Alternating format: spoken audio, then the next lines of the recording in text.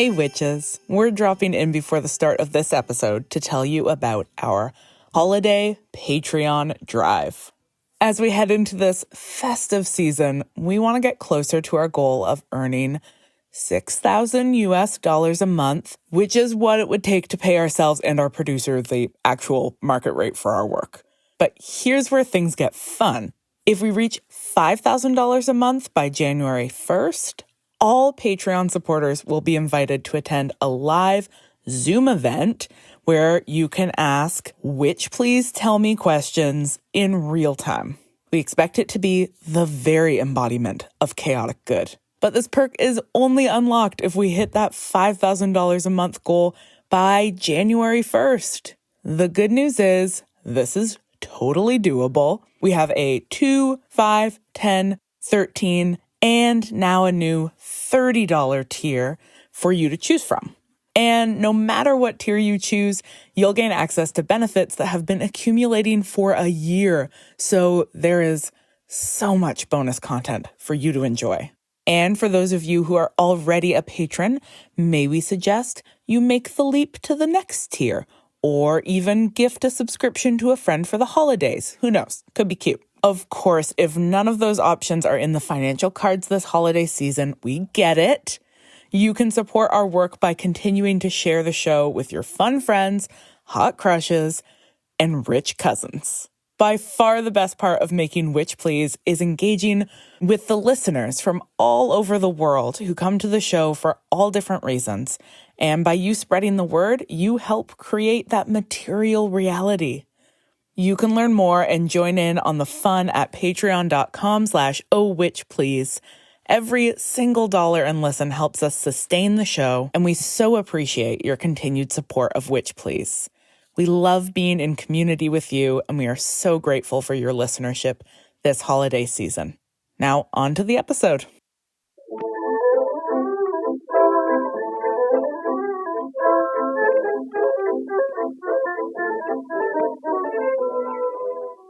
Hello and welcome to Witch Please, a fortnightly podcast about the Harry Potter world. I'm Hannah McGregor. And I'm Marcel Cosman, joined with baby blast-ended Scroot over here, pardon the sounds.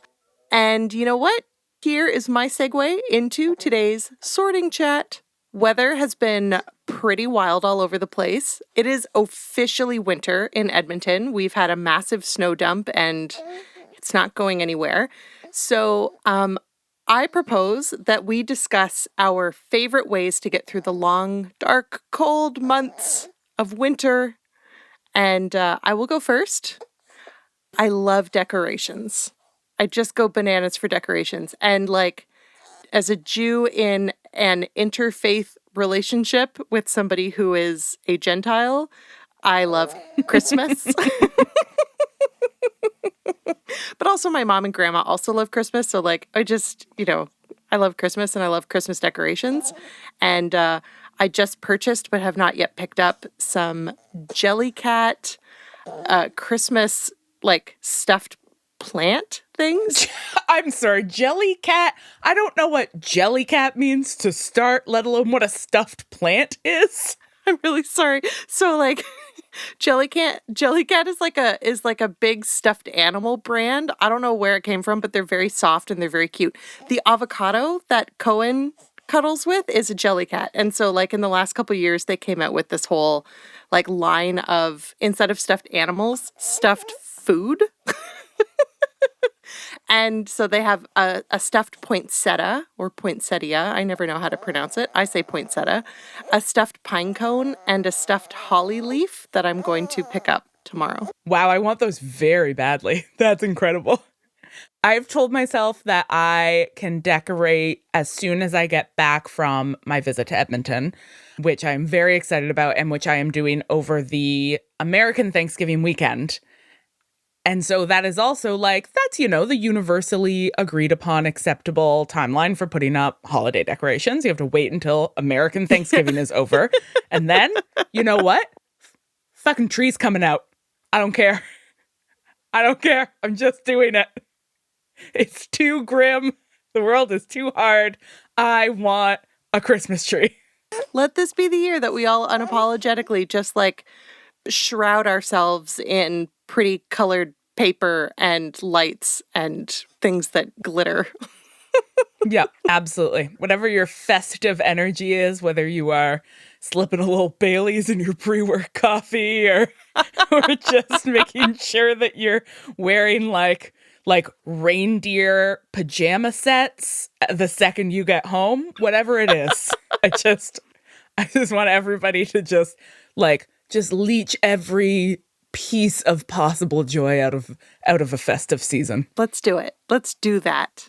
Okay, Marcel, mine is really different from that, but is also really helping me out, which is that this year I have made a personal commitment to bike through the winter. Whoa. It has always been something that I have wanted to do.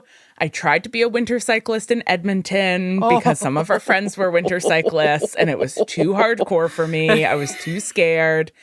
And then I moved here and I did bike for some of the first winter that I was here. But it was just, I was such easy walking distance from the office that I was why bother? But I really got out of the habit of getting on public buses during the pandemic. And I don't want to get back on them. And so I'm okay, I am going to be a winter cyclist, which means I'm going to be somebody who wears a poncho. I'm going to be somebody who, dresses in waterproof clothing and then gets dressed when I get to work. I am adapting my lifestyle to it. I've got a not insignificant quantity of Eddie Bauer outerwear on its way to me in the mail. I am just doing it. There are mornings when I wake up and it's oh, look at this record-breaking level of rain with gusts of wind up to 90 kilometers an hour. Here we go onto our bikes. But it is one of those things where I'm literally everybody's regular physical activity and spending time outside really helps your mental health. And it's no, but it really does. Yes. That's what makes it so really annoying. I know, it's very annoying when these things are true. Well, Hannah, that's incredibly badass, and I'm in awe, actual awe. I also think we should start contacting the companies that we talk about during sorting chat ahead of time and be listen, we're gonna name drop your expensive products just casually. Can we have some money? And they'll say no. I need some free Eddie Bauer shit. Come on. I would like some free stuffed food, please. All right, great. Can't wait for all of our new product placements.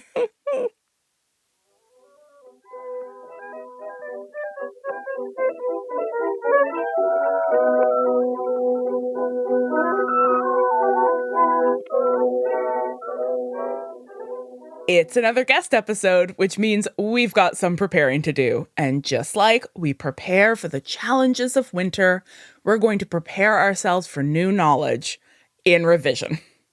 Now, normally we spend this segment summarizing key ideas that will tie into the episode and then looking at some points in the text that our new theoretical framing might help us to understand better.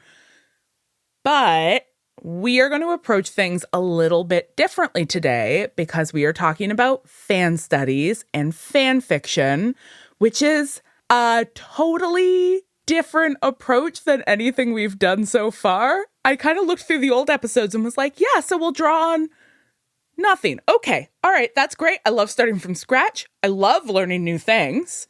So what I would like to do instead, Marcel, is ask you what your relationship is to fan fiction. I am not entirely sure that I have a relationship to fan fiction.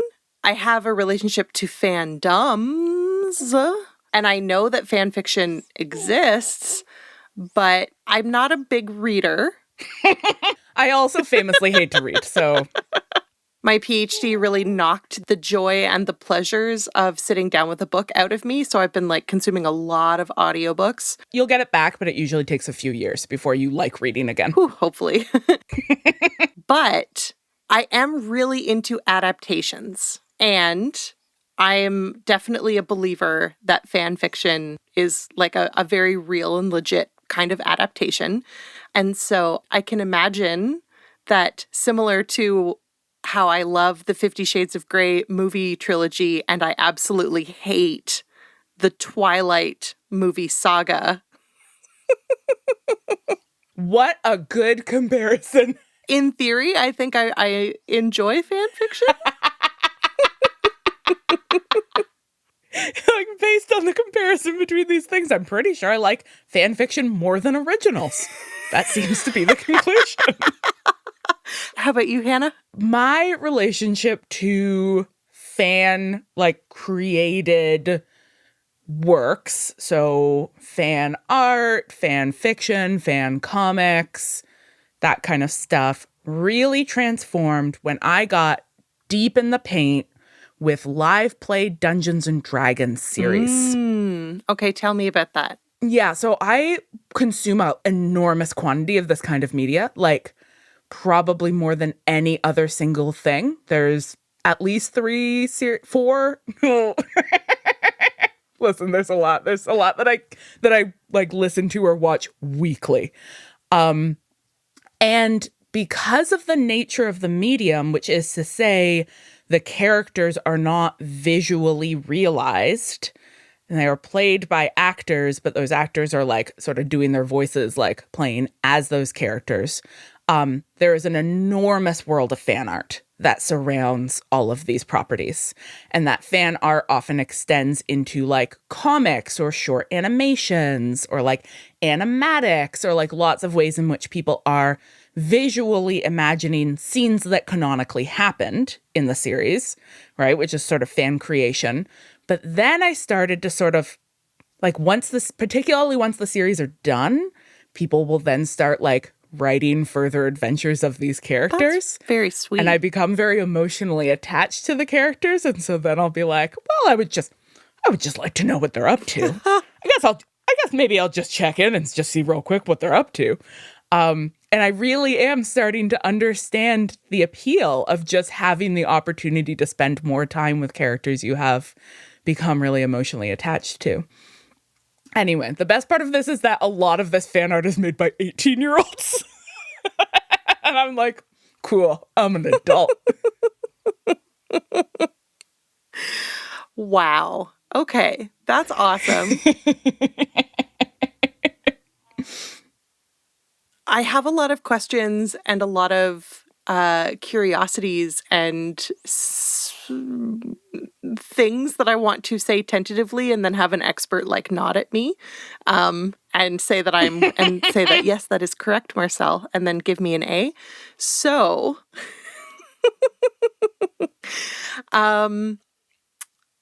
is it okay if I say the last chunk and then we transition? Do you want to talk more, Hannah? No? Okay. So fan fiction, being a departure from the text itself, is kind of tricky for us to discuss when like the whole structure of our podcast involves working with textual evidence. But our illustrious guest proposed this book as a great entry point into the conversation. So let's introduce our guest and start learning.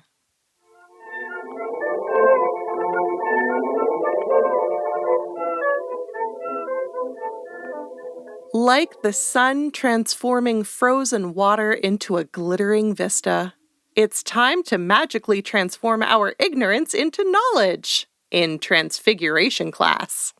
We are very excited to welcome our guest expert, Amanda Allen. And Hannah, you know Amanda from way back, so why don't you introduce her to us? Oh, I am excited. So Amanda K. Allen, pronouns she, her, is professor of children's literature at Eastern Michigan University. She researches mid-20th century adolescent girl romance novels and the all-women network of editors, critics, and librarians who produced and distributed them. But she also loves reading and writing about fan and fandom studies. Her own fan fiction has garnered a surprising number of followers and has been translated into 2 additional languages. Amanda is a proud Slytherin with extremely Hufflepuff tendencies. Welcome, Amanda. Thank you so much for having me. Thank you for being here. Amanda, can I just start off by asking what makes you a Slytherin? Oh, I mean, in truly Slytherin style, I can't tell you, Hannah. I mean...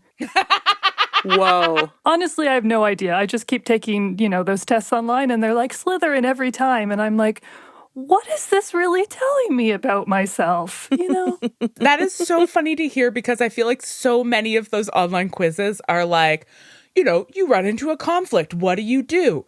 Give the person a hug, fight them with a sword, read a book about it, murder their whole family.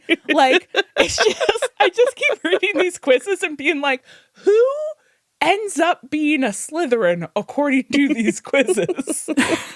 Amanda, this is very exciting. Thank you so much for joining us because this is a brand new conversation, a whole new topic for us. I'm super excited. It might frighten you. I mean, fanfiction to people outside of fanfiction writers or readers sometimes is a little overwhelming.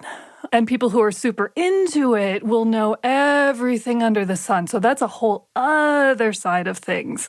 So hopefully we hit that nice little middle ground. Yeah, absolutely. We can sort of explain things to the noobs like us while also not alienating the deep fan fiction experts. Hannah and I will act as surrogates for the audience of noobs. And you, Amanda, can act as the surrogate for the pros. Oh, that's terrifying, but I will do my best. All right. So, Amanda, could you maybe start us off by just telling us a little bit about, I mean, we know what fan fiction is, but maybe how we can think about fan fiction's relationship to the actual books that we have been reading and talking about. I'd like to start us off by thinking about fan fiction not as something separate from traditionally published print texts such as Order of the Phoenix, but as something that functions in a symbiotic relationship with those texts. The background of this idea comes from the first wave of fan studies scholarship back in the 90s. This early scholarship emerged from the distinction that Michel de Certeau makes between the strategies of the powerful and the tactics of the disempowered. Oh, yeah. That's an idea that I come back to a lot. That's in, The Practice of Everyday Life? Is that the de Certeau book? I don't know if he's the one who uses this metaphor, but he talks about, tactics versus strategies as, the mental image I always have is, a strategy as, the path that's been built around a park, and tactics as the path that has been worn across the park by the fact that people just take that route. I love this. So it's here's the official route and it has been built and it is official and it is what, it is how you are supposed to navigate this space. And then here's that, you always see those little worn paths that are people just figured out there was a better way to do this. And we're like, fuck it, I'm cutting across the field. Even not on a field, but even when you're walking in a neighborhood of a city and there's the sidewalk that turns at a 90-degree angle and there's always inevitably trodden footpaths that just cut diagonally and it saves you absolutely zero time, but people do it. Yeah, so I like that. It's okay, so the official texts are the built path. The fan fiction's the weird 90-degree path that we have cut across the field. 45 degree. 45 degrees. Listen. I don't have a PhD in math. I love this, but exactly, right? It's a tactic, right? For the people who don't hold the same power. Yeah, I love that. In this case of the fan studies scholarship, the disempowerment or the disempowered were usually positioned as the fans. And scholar John Fiske, he was an early fan studies scholar, suggested that these fans were associated with the cultural tastes of subordinated formations of people. And this is a quote, particularly those disempowered by any combination of gender, age, class, and race, unquote. Okay, yeah, this reminds me of there's, I think, a Constance Grady piece that I used to cite all the time that is why are we afraid of fandoms? And one of the arguments was well, in part, it's because it's a lot of teenage girls. And culturally, we just hate everything teenage girls do. Oh, so true. This is hitting home. And it's interesting, too, because this is a side note, but media fandom we still always associate with teenage girls, right? But we don't recognize that there's all these other fandoms like sports fandom, which is associated very male and older and is somehow given more prestige, right? So there's so much gendering at work in, these various types of fandoms. We, at some point, and I can't remember if this was in the old iteration of the podcast or if it was in the reboot or if it was when we were doing bonus content for Patreon, but we sort of posited that perhaps one might even think of Christianity as like a Jesus fandom. Oh, totally. All of these things that are not considered fandoms because they are legitimate, even though they have the same sort of like structure and function as teenage girl fandoms. Exactly. So fandom in this early fan studies moment was thus perceived to be a collective strategy or a political intervention that highlighted fans' attempts to evade and later even change the dominant ideologies presented within mass media, but also to defend themselves and their fan communities against ridicule from both mass media and from non-fans. Yeah, that is like the two-sided sword, right? Two-sided sword? Double-edged sword? Nope, two-sided sword. It's a two-dimensional sword. But it is that thing of like fandom seems to have to take like a similar amount of energy on the one hand being like, we are critiquing the text and pointing out its gaps and finding ways through and doing other things. And then also the other hand, we are fighting against people who are constantly disparaging the very process of creative reimagination we're engaged in. That's exactly it. I could not have put that better, Hannah. That is just like bing. Yeah, it's a real two-sided sword, as the saying goes, that we all know and have used. I know you're going to give us more information. We're going to talk more in detail about Order of the Phoenix, but Amanda, could you give us an example of maybe a fandom that does this two-sided sword thing? I think pretty much every fandom. I mean, earlier on you were talking about 50 Shades of Grey and Twilight, right? So Twilight, of course, is both a beloved and hugely hated fandom, right? And particularly when you had the Twihards versus the Potterheads, that was like extreme fandom hatred, right? But at the exact same time, the Twilight fandom was also, doing really fascinating work in terms of how it was operating in and of itself, right? So from the outside, it was having to always sort of assert its sort of rights to be, quite frankly, against a whole lot of forces, including other fandoms that were basically like, this is bad. Like the text is bad? The text, but also if you identify as a Twilight fan, right?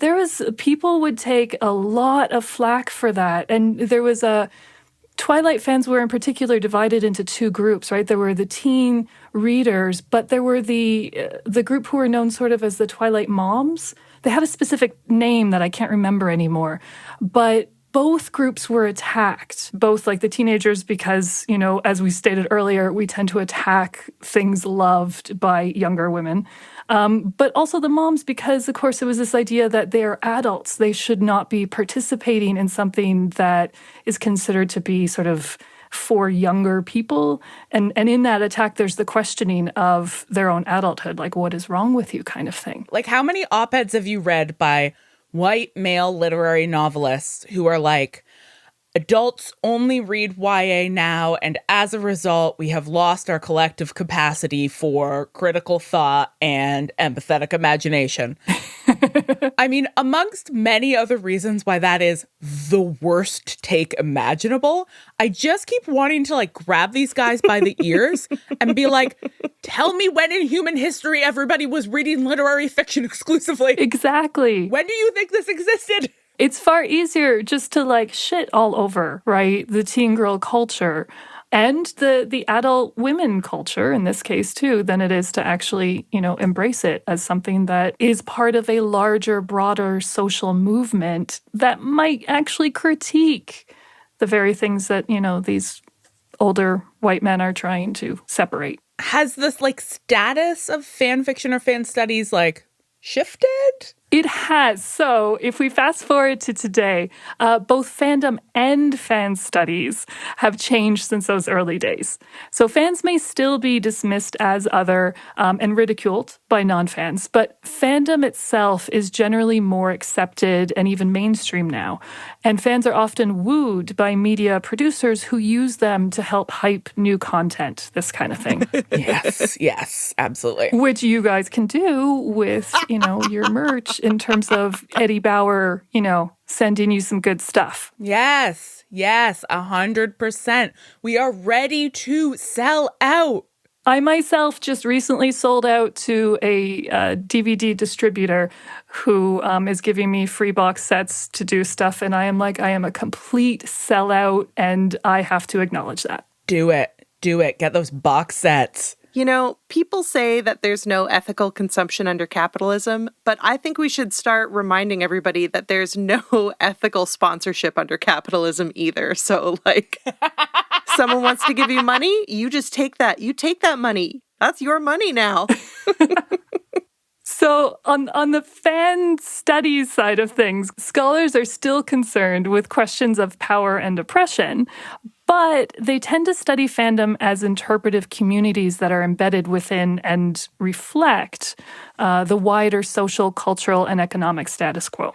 So in other words, fandom is less studied today as a site of resistance and subversion, and more as an aspect of everyday life. Fan studies thus allow us to investigate the complex mechanisms through which people interact with a mediated world. Okay, so is that a shift in terms of how widespread fandom itself is? There is so much fandom now that we have to think about it differently than we used to? Or is it more of a sort of shift in perspective that is rethinking the dynamics between publics and counter-publics, to shout out to our last episode? I think it's both, but I think the driving force is actually technology. Marcel and I both, you could see our ears perk up the second you offered a media-specific interpretation. We were a shift in the material conditions of production? Tell us more. So, I'm busy laughing. Sorry. Focus me. Yeah, no laughing. Stop having fun on our podcast. This is a serious podcast about Harry Potter. So Harry Potter is actually a particularly good fandom to examine in terms of this idea of technological shift changing the way that fandom is perceived. And the reason for that, if you make a contrast between, let's say, the two generally biggest fandoms of the 20th century, and this would be Star Trek in its various incarnations and Harry Potter. If you go back to, original Trek, the way that people interacted within fandom back in the day was predominantly through things like zines, right? Mail order things circulating very slowly, conventions, but again, these would only be, once or a couple times a year maybe, and you'd have to have the money and ability to go to these things. Harry Potter comes around and it arises at the same time as, frankly, the internet's ability to handle large discussions with tons and tons of people, but also all of these different types of media that fans are going to produce. So suddenly you've got this huge fandom, but also all of this technology that's supporting it. And so the way that fandom works changes quite quickly and quite drastically, especially if you compare those two. But it also means that our sort of social view of fandom similarly shifts just because of the number of people, but again, also the fact that our whole society shifts with this kind of online-facing way of interacting. So that's why I tend to think, Hannah, what you said originally, I think it's both, but I think a key component that always has to be, incorporated is actually this large technological shift in how we interact with each other as fans. Okay, before we move on, what I'm wondering about is the way that we understand fandoms and fan fiction has sort of shifted away from a tool of the oppressed to, critique or resist dominant culture, and towards an understanding of fandom as part of dominant culture. And so is that largely because as fandoms shift into dominant culture, they then lose their ability to critique exactly what they are because they are that thing. Are they no longer a like outsider critique because they're part of dominant culture now, so they can't be like opposed to it? They're interpolated into it. I love to just say interpolated. Yeah, so fans and fandoms have just been interpolated into dominant culture. Is that what you're saying? Yes and no. My favorite kind of answer. So I love that you brought up interpolation too, because yes, in many ways they have been interpolated, and therefore there is a sense that, I mean, just as we were talking about, selling out before, in some ways you can kind of perceive fandom to be selling out in the sense that many fans now can and do interact with large corporations to present things in a way that are no longer perceived to be quite as genuine as they might have once been. So the background to this is there's a big fan studies and just fandom general scholar named Henry Jenkins, and he's been a huge force in all this. Yeah, he's in all sorts of areas now. But one of Jenkins's big ideas is this concept of participatory culture, which basically breaks down into these ideas that fandom can be a kind of shared experience, all focused on texts that really matter, and fans really believe in that, and that they're actively participating within this. And so back in the day, when Jenkins first proposed this idea, he was suggesting that fandom could be a kind of intersection of participatory culture and what was then known as Web 2.0. Is Web 2.0 the same as read and write web? Yeah, Web 2.0 was characterized by the possibility of like linking between different things and so responding to different things, as opposed to like Web 1.0 was sort of unidirectional. Like you could put stuff on there and you could read it, but you couldn't really respond to it or like link it to other things. I think when people refer to the read and write web, it's the sort of like the user can participate in the same way that the content generator generates content. That's the key right there, right? So this idea that Web 2.0 was, something that could be dynamically developed by everyone, not just corporations, right? So fast forward to now, one of the criticisms of fandom as, this intersection of the two is that it didn't really work, in that many fandoms and fans have been, I mean, this is harsh to say, but somewhat co-opted by more corporate interests. So the other side of all of this is if you look within fandom, instead of looking at it in terms of this outside corporate aspect, if you look inside fandom, there are ways in which we sometimes talk about fandom as if it's one sort of monolithic thing, right? All fans act in the same way, we do these things. We know that obviously that's not true. And so an aspect of this that also comes up are problems within how fans and fandoms work. And when it comes to fan fiction, one of the obvious ones would be, why is there so much male slash fiction, whereas we have almost not a dearth, but very, very little, say, female slash fan fiction, or what's often known as fem slash. Can you quickly explain what slash fiction is for folks who might not know? I love that we define slash, but none of us bothered to define interpolation. Just read Althazar. Obviously, everybody's read Althazar, but like, do we know what slash fiction is? Hard to say. Hey, you! That's Marcel's definition of interpolation. Did you turn around? I turned around. Listen, we'll make a bonus Patreon footnote episode where we explain Althazar.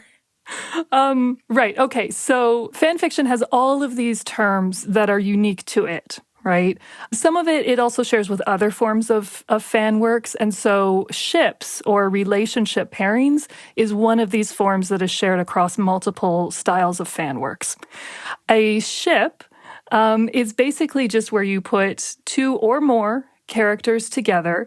In fan fiction, it's usually into some sort of romantic or sexual relationship, but it does not necessarily have to be so. Ships are often categorized according to certain aspects. So the dominant way of categorizing them is according to characters, and within characters, how those characters are gendered.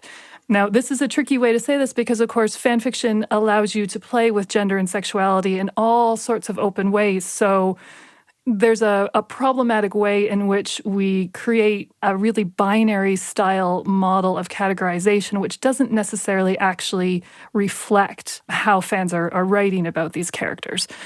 But if you go by, say, Archive of Our Own, which is one of the biggest fan fiction repositories, or fanfiction.net, both of those tend to, although I think that's changed, but generally they used to at least organize things according to male, male, male, female, female, female, or non-gendered. So if we use the word slash has traditionally referred to specifically male-male pairings, but that's questionable. I personally use slash, but don't mean that. I use slash to mean sort of any pairing, but that's a kind of personal choice because I prefer to break out of gender binaries. Fem slash is often used to represent a female-female pairing. And het slash or hetero slash is going to be a male-female pairing. So we've got all these ways of categorizing. So I originally started with this idea that fan fiction exists in this kind of symbiotic relationship with canon texts, right? And I'm gonna pause here to also talk about canon and fanon, which may not always be well-known terms. So canon refers to commodified source material. So in this case, this would be Rowling's texts.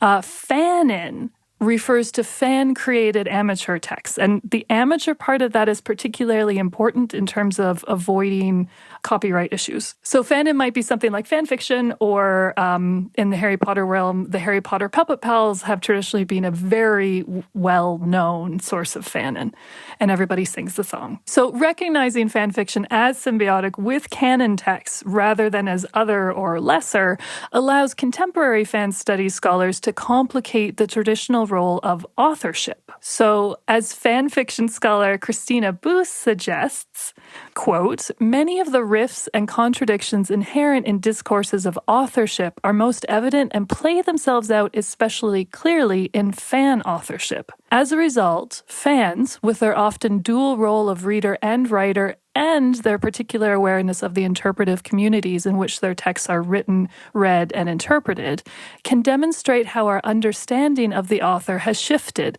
from a seemingly unified entity to a more complex and shifting entity. Oh, so this is why we can so enthusiastically declare the death of the author in the context of fandom, right? We just be like, whatever, a quote-unquote, a JK, quote-unquote, Rowling. Exactly. But here's where it gets tricky. We can fully bring in Death of the Author with the source texts, and I am fully happy canceling J.K. Rowling. But, of course, we still have authors of fan texts. Yes. So kind of like your yes and no answer to my muddied question about like dominant culture and I didn't say counterculture, but yeah, sure. Like dominant publics and counter publics. Like what you're describing here is that there continues to be a difference in power and influence when it comes to even how we understand authorship. So resisting the authority of J.K. Rowling is very different from resisting the authority of the 23-year-old who wrote some slash fic and it got really popular. And this kind of gets into a concept known as fantagonisms. Oh. I love how much fan studies is just action-packed with neologisms and portmanteaus. This is delightful. We do everything based on portmanteaus, let's face it, right? I mean, so I'm just going to throw in this little side note about fantagonisms. This is a term that comes from a fan studies scholar named Derek Johnson. And he talks about them as ongoing competitive struggles between both internal fan factions and external institutions to discursively codify the fan text producer relationship according to their competitive interests. Now, in regard to fan gatekeeping, because that, of course, is going to be an aspect of this, Johnson explains that, quote, fan positions in relation to media industries are nearly always positions taken in opposition to other fan factions with their own positions in relation to industry, unquote. So there's always, fans versus the contents rights holder, let's call them that. But then there's fans versus other fans. And then within that, fans versus fans. And in some ways, they replicate the same dynamics at each of these levels. So it gets complicated. I love it. I love getting it complicated. So within this particular complication, right, of like our sense of authorship, we can't just throw authorship out. We've got to complicate it. Like, what does that do for us in the context of like, talking about the Order of the Phoenix, talking about a particular book? Like, how do we use that complication? Very good question. So the key thing here is that we care, or possibly just I care, because fan fiction demonstrates not only readers' responses to Rowling's canon text, but their analysis of it. I don't just mean analysis in terms of fan essays, although there are many. I mean the way in which fan fiction itself, like most fan works, often offers an implicit analysis of the text and genres to which it responds. Here's an example. In Book 5, Dumbledore finally reveals the protection that Lily's blood gives to Harry and why he insists on sending Harry to the Dursleys each summer. Much fan fiction, responds to this moment by emphasizing Dumbledore's role as a kind of puppet master. Yeah. Because he is, yeah.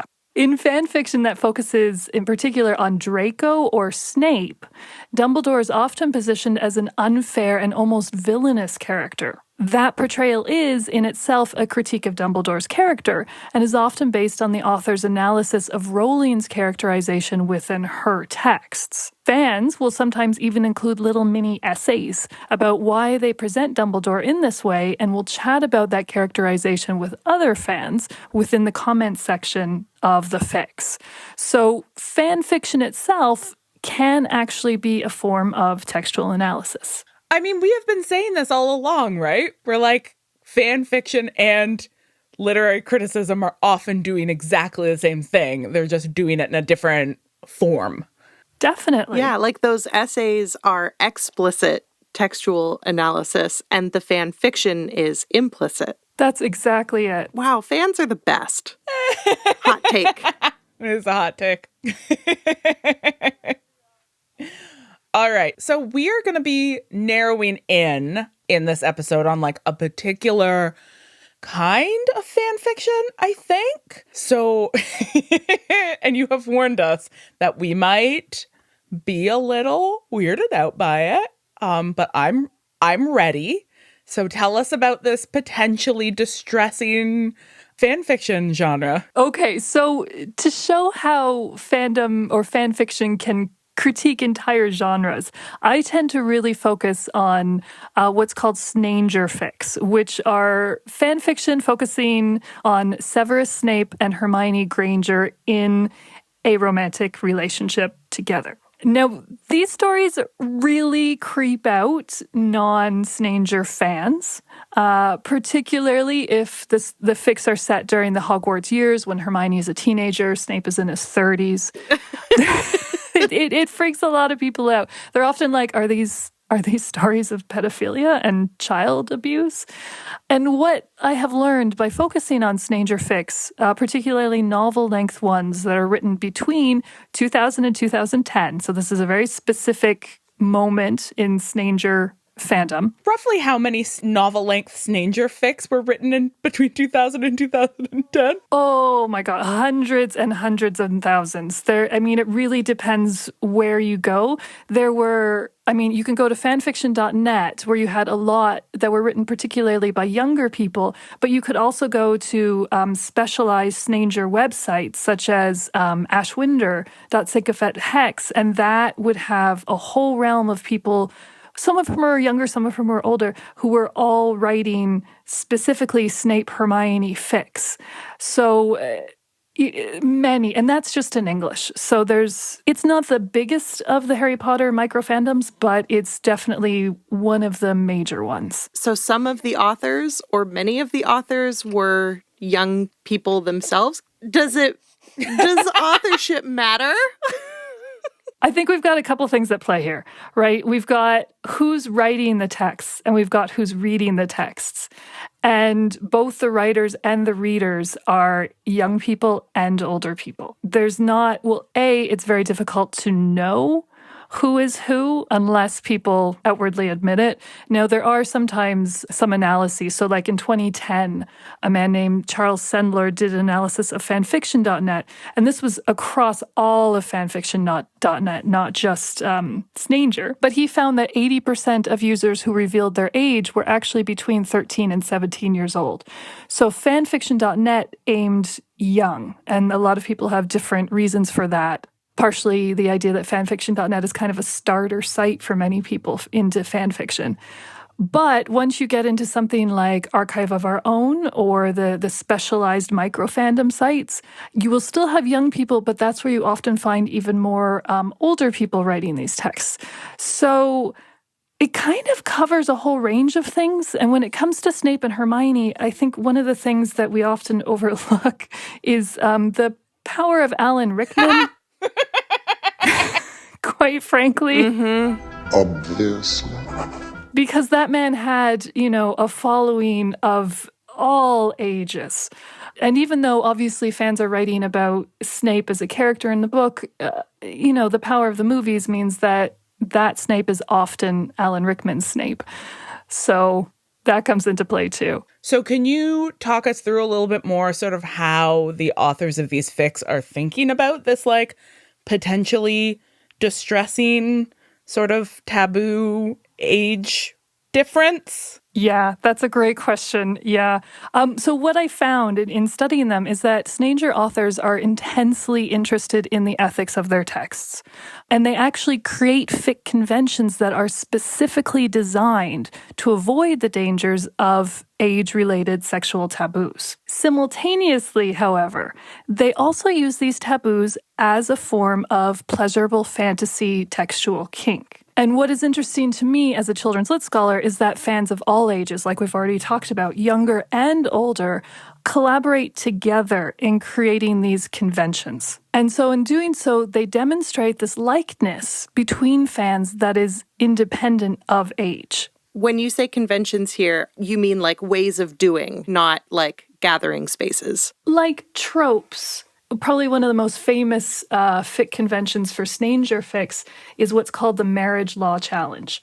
And this is basically when the Ministry of Magic steps in, usually while Hermione is at Hogwarts, but not necessarily. And it says, okay, we don't have enough magical beings being born because the purebloods are too busy marrying only purebloods. And basically, magic is being bred out of the wizarding world. So to rectify this, we are going to force marriage between pure or half-bloods and muggle-borns. And so inevitably, Hermione ends up with Snape, who, when the marriage challenge started, people thought was a pureblood, and then later on turns out not to be, and so they had to change the marriage challenge slightly.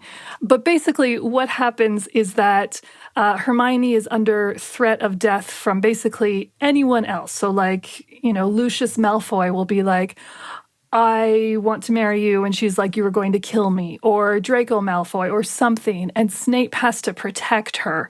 And so the relationship starts as this weird protective thing of Snape then and Hermione, and they come together. Sometimes there's other reasons, but that's sort of the dominant one. And then the other really extra disturbing part of that is that there is forced copulation and forced babies. So Hermione has to produce babies. Usually she has to have sex with Snape at like pre-arranged times, weekly. It's fascinating and disturbing all at the same time. But interestingly, again, the people writing this are often doing it in ways that are acknowledging the disturbing nature of this while also trying to get around it by kind of creating these ethical situations that say basically that this is not Hermione's fault and Snape is not a pedophile and they are being forced into this and this kind of stuff. I'm thinking about I just really want to start asking, what work are these texts doing? Like, both what are they latching onto in the book that invites this kind of reading? And I'm less like, gross. And I'm more like you, I think like, oh, that's really interesting. What is happening here? So one of the things that it does seem to be doing is challenging genre. Since both children's and YA lit as genres tend to be defined by audience, so we generally think of Harry Potter as children's or YA text most of the time.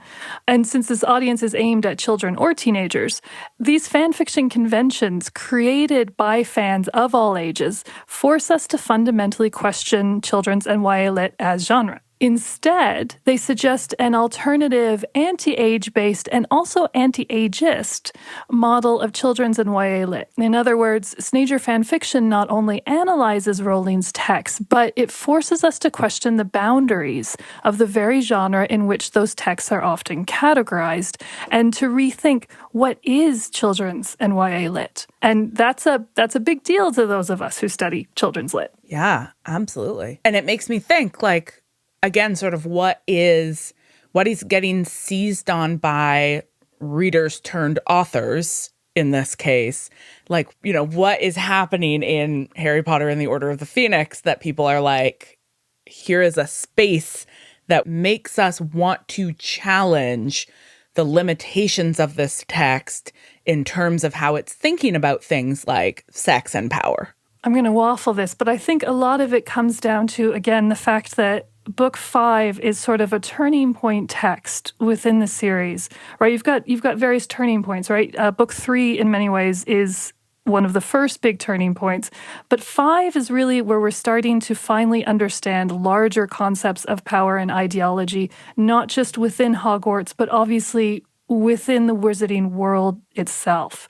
And it corresponds with a kind of true adolescence, and that's a terrible way to put it, but the other texts, Harry, Ron, Hermione, you know, our golden trio, are still relatively young, and they're still just sort of sorting stuff out. But they become 15 and 16 in this one, and suddenly you get power, you get ideology, you also get sexuality. Everything is just sort of coming together, and you get emo Harry, who is super angry all the time.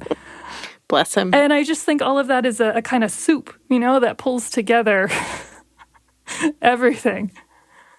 Okay, speaking of transition points, I think this is a perfect point for us to transition into our next segment and really start talking about this book. What do you say? Sounds great. Yay!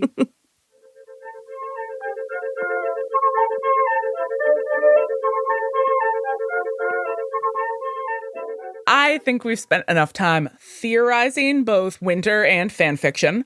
Why don't we write some of our own in Owls? So I'm really taken with this idea of like the transition point and this book being a transition point. And the thing that I thought of immediately was that argument that the kids and the adults are having in number 12 Grimmauld Place, where the kids want to be part of the order. They want to know what's going on. And the adults are, to various degrees, trying to keep them children. And this seems like a great example of what you're talking about with this book and how it's a transition point from childhood to adulthood, kind of. They're literally having a fight over the definition of like coming of age. Exactly.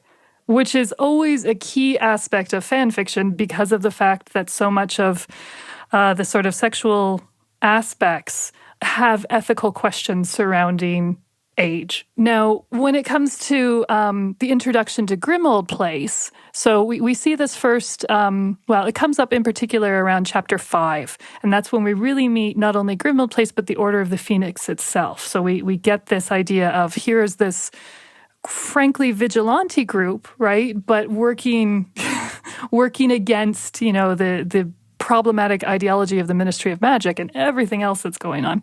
So in some ways, the introduction to Grimmauld Place and to the Order of the Phoenix creates a kind of tension in the text between this knowable home space, and that's something where you have them having meals together, they're cleaning together, they're relaxed, they have these casual encounters, but also, as you mentioned, these arguments. But this is happening between the characters regardless of their age, or status within the wizarding world.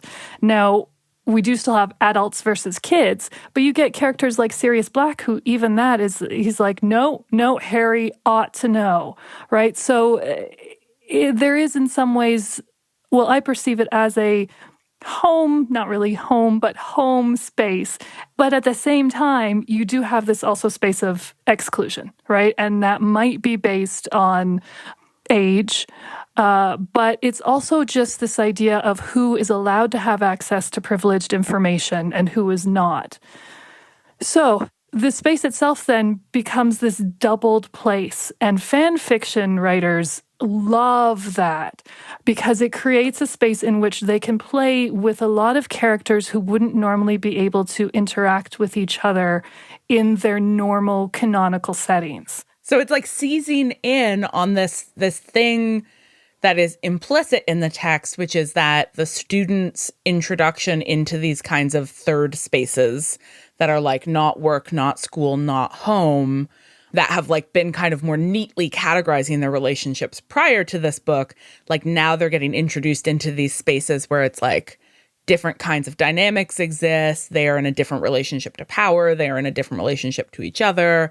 They're starting to like see their teachers as people. That's exactly it. And as soon as you start seeing your teacher as a person, right, it creates this whole new angle, especially if you're writing, smutty fan fiction. So, for example, in Snanger fan fiction or in Hermione, and Hermione is McGonagall Hermione fan fiction. The portmanteaus, they just killed me. All about portmanteaus. Do you know, as a side little note, the portmanteau actually exists because of Tumblr and Tumblr's inability to have a slash within its tagging system. Oh, I love that. Material history is my favorite thing. Ooh, that's so cool. It's cool. And before the portmanteau were the actual ships. So you would have like SS and then the name of a ship. So that's just a little side note, but yeah. Anyway, so with the example of something like, say, Hermione or Snanger, you would have your authority figure, such as Snape or McGonagall, who normally Hermione would only see at Hogwarts and only, in specific spots. And suddenly they are hanging out, let's say, at Grimmauld Place after an order meeting one night. Everybody else has gone to bed, but they are exhausted from workload, or often in these cases, Snape is being brutalized by Voldemort, so he's all hurt and stuff and healing himself. Anyway, Hermione can't sleep, and so she goes down to the kitchen for, tea or warm milk or hot chocolate or like insert your fanfiction writer's favorite thing. And inevitably, she sees Snape or McGonagall, depending on your fic.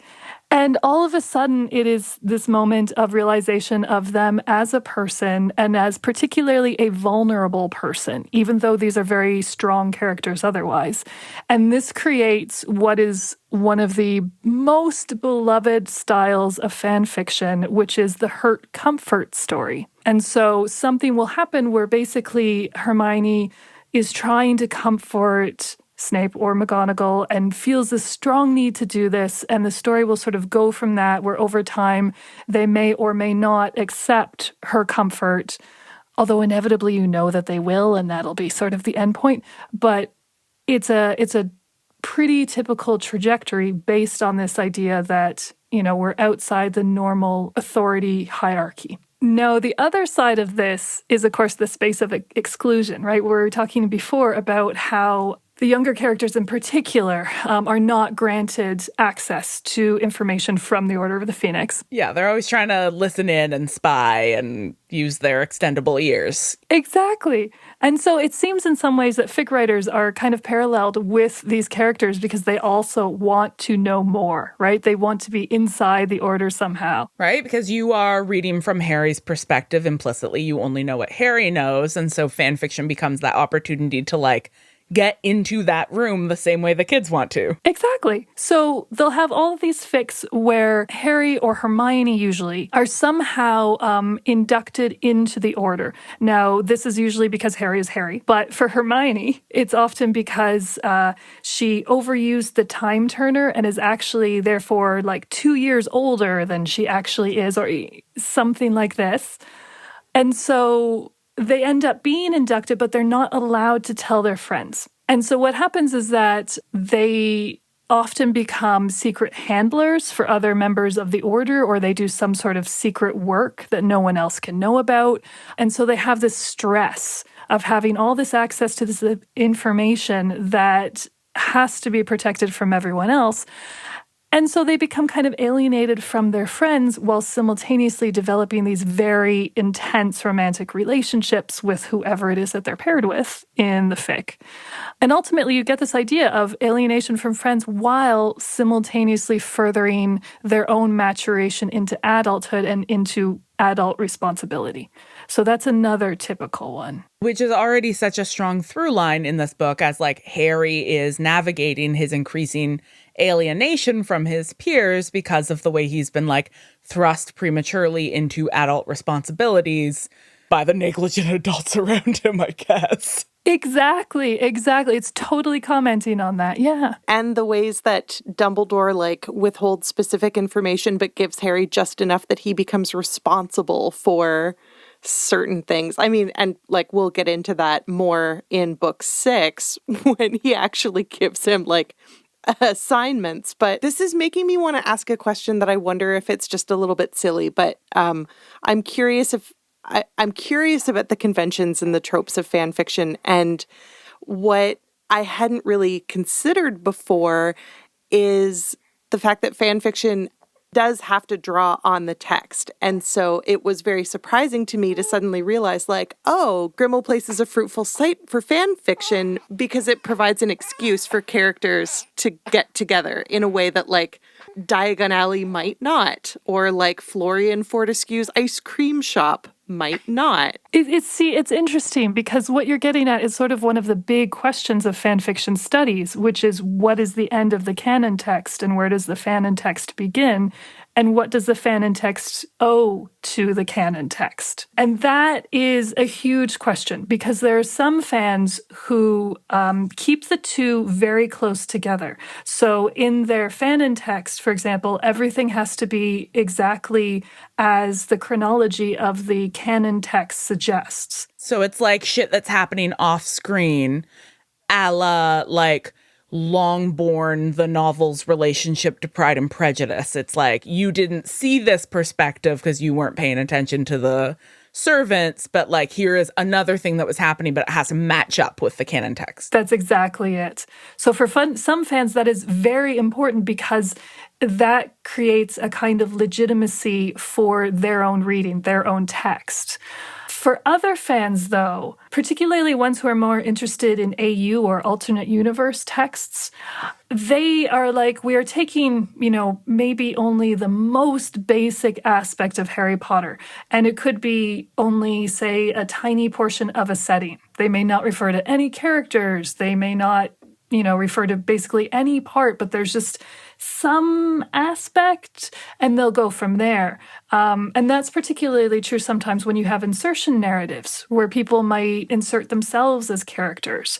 You also have a kind of outside thing, which can be real person fan fiction about the actors who have portrayed characters. And that's a whole other area of fan fiction.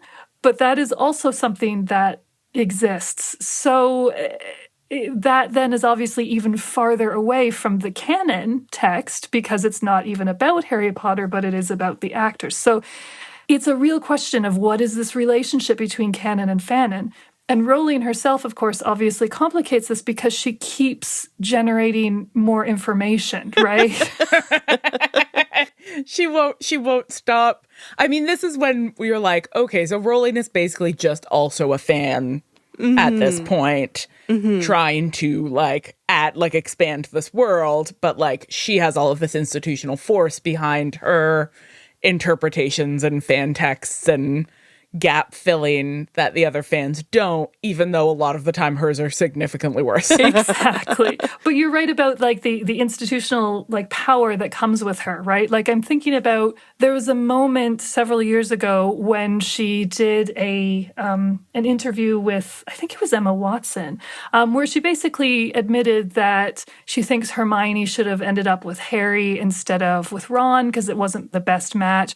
And then if you recall, there was a giant sort of fan both love and anger because the people who had always shipped those two together were like, finally, we're acknowledged. If Rowling says this is how it should have been, then that is now canon and we have legitimacy. And the people who were, Hermione Ron shippers were like, no, like we had legitimacy because this was in canon. Like you can't go changing this. So it created a little fandom, a giant fandom drama. And the fact that, there were, like, I remember it was the front cover of the Sunday Times in the UK. It's on, the whole article about Rowling saying this is on the very front cover. And it's like, that was huge enough news to be cover material. So yeah, it's a really fabulous and interesting relationship between canon and fanon and who gets to define what is canon and fanon.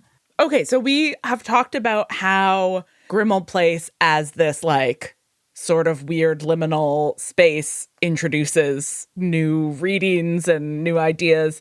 And I guess our other like weird new space in this book is the Room of Requirement, which is like another space where it's like, okay, the students are at Hogwarts now, but they're still in this like secret space that is like in Hogwarts, but not really in Hogwarts. And when they go in there, they are in like now a different relationship to the institution and a different relationship to power and a different relationship to each other.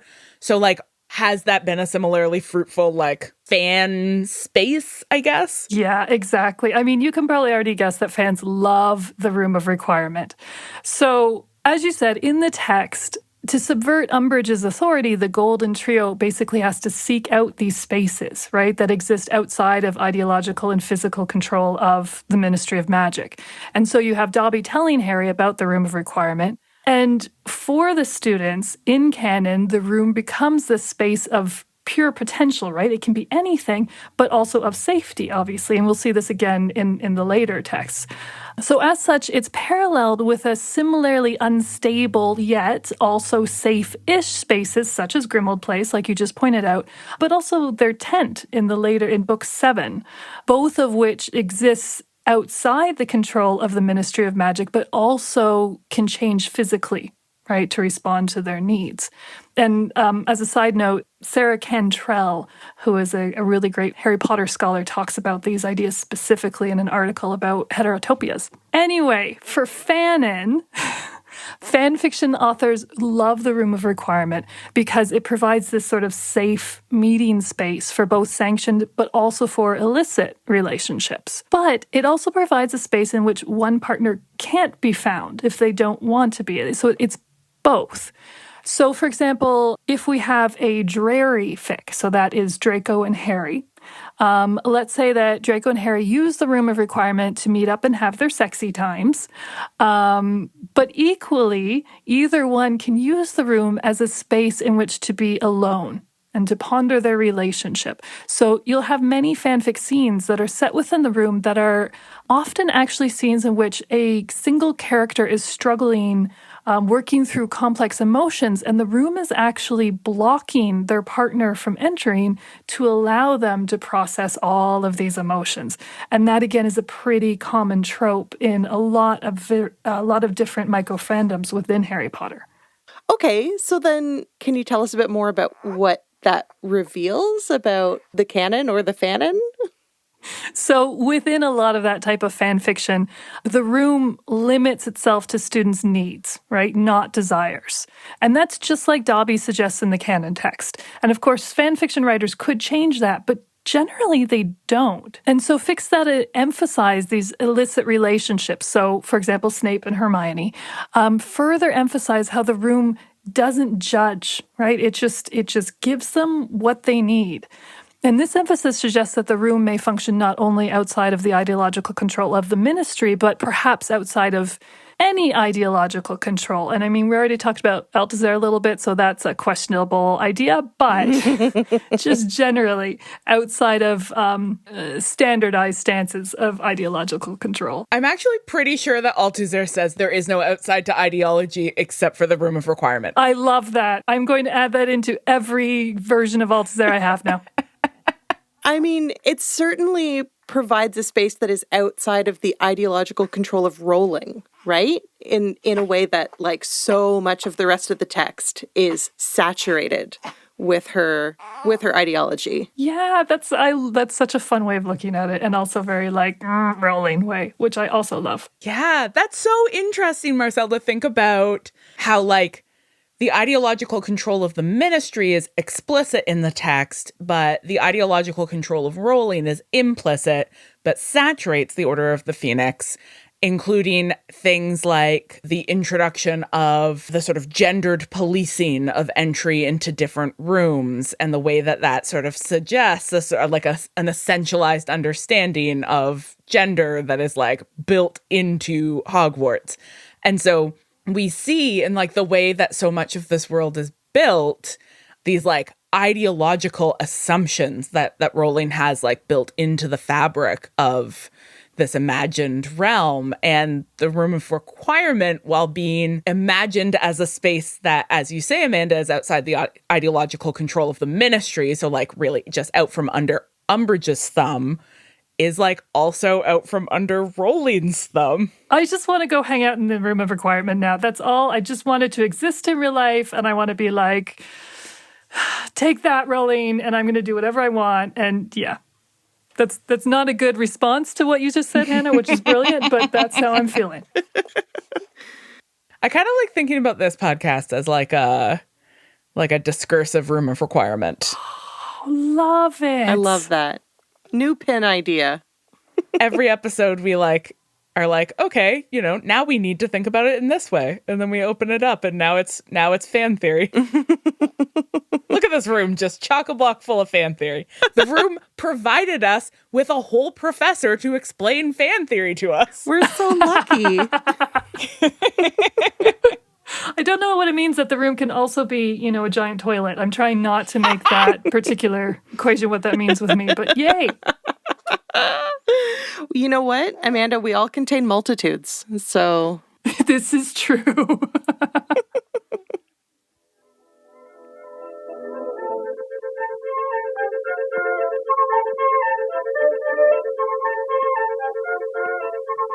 Thank you, witches, for joining us for another episode of Witch Please. You can find the rest of our episodes by heading over to notsorryworks.com or, of course, wherever podcasts are found. If you want to hang out with us more, we're on Twitter and Instagram at @OhWitchPlease. And if you want to hang out with Amanda more, she's on Twitter at AmandaAllenPhD. Witch Please is produced in partnership with Not Sorry and distributed by Acast. Special thanks to Not Sorry for having us and to our team player of a producer, Hannah Rehack, aka Coach. Thanks, Coach. If you're into the podcast, why don't you let us know by dropping a review on Apple Podcasts? I recently came across another podcast that had more reviews than us, and I got jealous, so I need you all to go and do that. At the end of every episode, we will shout out everyone who left us a 5-star review. So you've got to review us if you want to hear Marcel building a mystery out of your usernames. Thanks this week to Gesso Rosso, or maybe Gesso Rosso, Istavapod, Pod Profesh, Wayfaring Woozle, and Vegabear. And while I'm at it, thank you to all of our wonderful Patreon supporters for making this show possible. If you want to join the hallowed ranks and exercise the accompanying bragging rights of being a Witch Please patron, don't forget to head over to patreon.com/ohwitchplease. We'll be back next episode to continue our discussion of Harry Potter and the Order of the Phoenix. But until then... Later, witches!